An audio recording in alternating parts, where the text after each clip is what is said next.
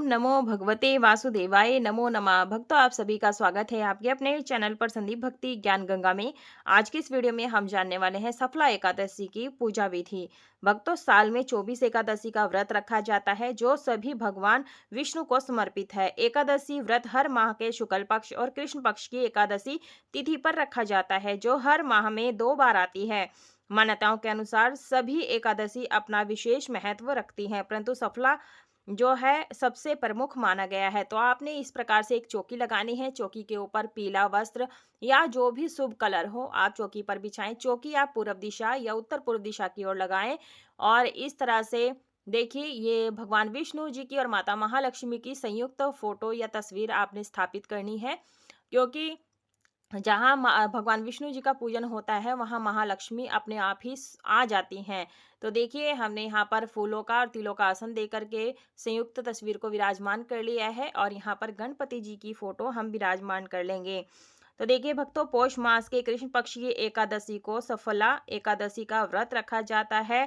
तो देखिए भक्तों, इस दिन सृष्टि के संचालक भगवान विष्णु की आराधना करने पर सभी कार्यों में सफलता हासिल होती है। तो देखिए, एकादशी के दिन तुलसी पूजन आपने जरूर से करना है। बस यह है कि आपने जल नहीं सींचना है, इस बात का ध्यान रखिएगा। और तुलसी दल हमें नहीं तोड़ना है। अब 10वीं तिथि के दिन तोड़ करके आप रख सकते हैं। एकादशी और द्वादशी के दिन तुलसी दल नहीं तोड़ी जाती है। और देखिए, यदि आपके पास भगवान विष्णु जी का कोई भी स्वरूप है तो आप उनका अभिषेक पंचामृत जरूर से अभिषेक कराएं। नहीं तो आप लड्डू गोपाल जी की सेवा करते हैं तो लड्डू गोपाल जी को भी एकादशी की पूजन में बिठा सकते हैं। तो हमने यहाँ लड्डू गोपाल जी की कर ली है स्नान की तैयारी। तो हमने यहाँ पर सर्दियां हैं तो हमने गुनगुना जल ले लिया है और फूल डाल देंगे, गंगा जल डाला है। और इसके बाद सबसे पहले चरण धुलाएंगे। ओम नमो भगवते वासुदेवाय नमो नमः जो है जाप करते हुए अर्पित करेंगे, अभिषेक करेंगे। और कहते हैं कि सफला एकादशी पर लंबे समय से रुके हुए कार्यों को करने पर उनमें सफलता अवश्य मिलती है। धार्मिक ग्रंथों के अनुसार सफला एकादशी अपने में ही सफलता के अर्थ से परिपूर्ण है। देखिए, हम गाय के कच्चे दूध को जो गुनगुना करके लाए हैं उससे अभिषेक कर रहे हैं। आप चाहे तो पंचामृत से भी अभिषेक कर सकते हैं। इससे जो है हमारे को संतान सुख की भी प्राप्ति होती है। उसके बाद में हम यहाँ पर शुद्धोदक स्नान करा देंगे।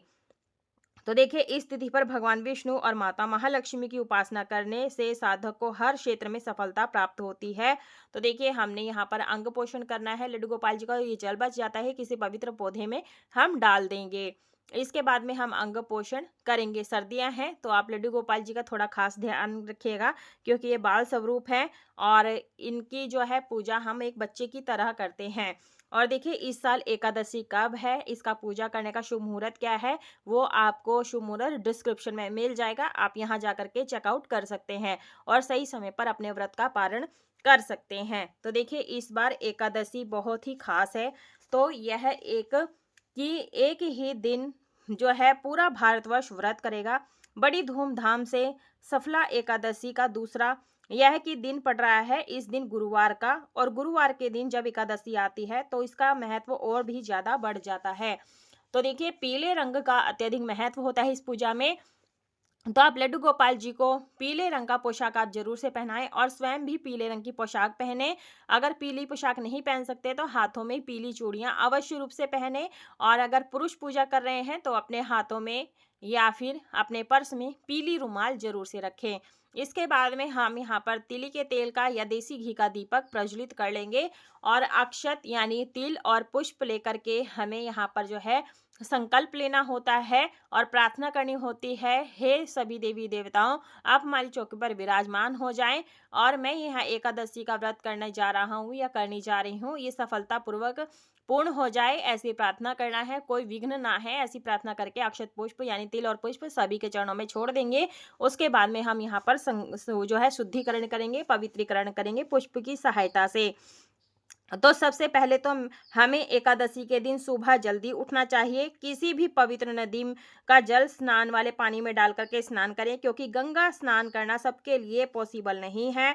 तो इसके लिए सबसे पहले दहलीज पूजा करें और तुलसी पूजा आपको जरूर से करनी है। गौ माता की पूजा आपने जरूर से करनी है। स्नान कराने के बाद में हम यहाँ पर गणपति जी को जनेऊ अर्पित कर देंगे, भगवान विष्णु जी को भी जनेऊ अर्पित कर देंगे। लेकिन ध्यान रखना है कि एकादशी और द्वादशी पर तुलसी दल नहीं तोड़नी है।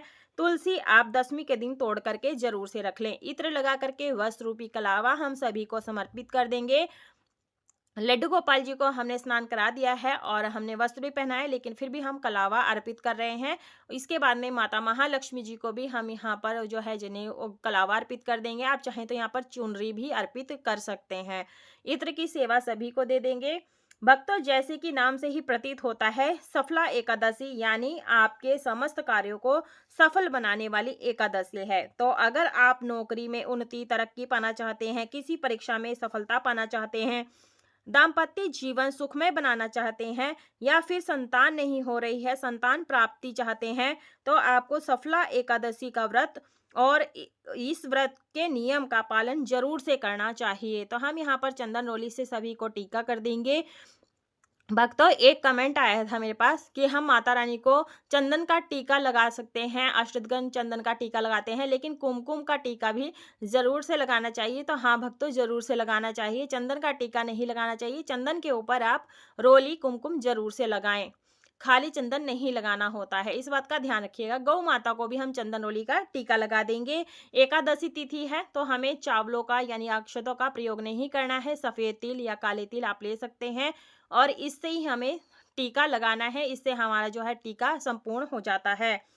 एकादशी का व्रत करना बहुत आसान होता है, लेकिन क्योंकि यह 3 दिवसीय व्रत होता है, 3 दिनों का, तो 3 ही दिनों का इस व्रत के नियमों का पालन करना हर किसी के लिए आसान नहीं होता है। अगर आप एकादशी व्रत का पूर्ण फल प्राप्त करना चाहते हैं तो आपको नियमों का पालन जरूर से करना चाहिए। एकादशी जो तिथि होती है 3 दिन तक चलती है, यानी दसवीं तिथि के दिन आपको दिन के समय शुद्ध सात्विक आहार लेना होता है। रात्रि में आपने दातुन करके दांत को साफ कर लेना होता है, क्योंकि हमें जो है अन्न का एक भी दाना हमारे पेट में नहीं होना चाहिए।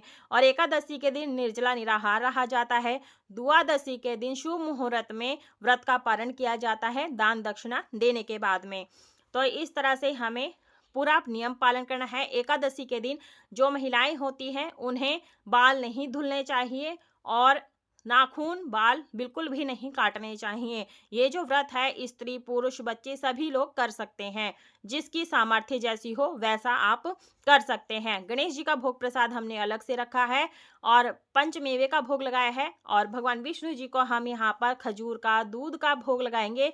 भक्तों, ये व्रत होता है फलाहारी व्रत होता है, तो इसमें हम तिल गुड़ का जो है भोग अर्पित करेंगे, क्योंकि पौष का महीना है, इसमें तिल गुड़ का विशेष महत्व होता है। तुलसी दल आप जरूर से डाल दीजिएगा, क्योंकि तुलसी के बिना भगवान भोग स्वीकार नहीं करते हैं।